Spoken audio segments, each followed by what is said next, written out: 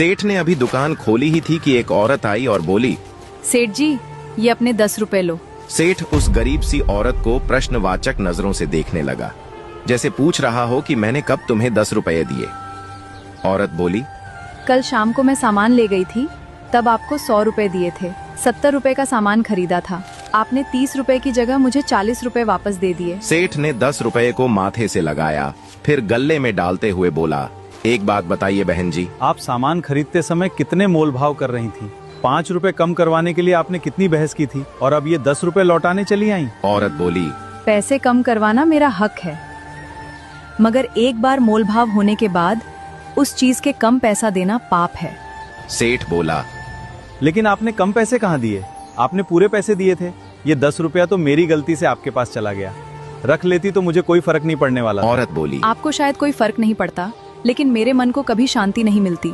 मुझे हमेशा यही लगता 10 रुपए गलती से मेरे पास रह गए हैं, इसलिए मैं रात को ही उन्हें वापस करने आई थी, मगर उस समय आपकी दुकान बंद थी। सेठ ने आश्चर्य से पूछा, आप कहाँ रहती हो? औरत बोली, सेक्टर 8 में रहती हूँ। सेठ का मुंह खुला रह गया। वह बोला, आप 7 किलोमीटर दूर से ये 10 रुपए देने दूसरी बार आई हो? औरत सहज भाव से बोली, हाँ, दूसरी बार आई हूँ। मन का सुकून चाहिए तो ऐसा करना पड़ता है। मेरे पति इस दुनिया में नहीं हैं, मगर उन्होंने मुझे एक ही बात सिखाई है कि दूसरे के हक का एक पैसा भी मत खाना, क्योंकि इंसान छुप रह सकता है, मगर ऊपर वाला कभी भी हिसाब मांग सकता है। इतना कहकर वह औरत चली गई।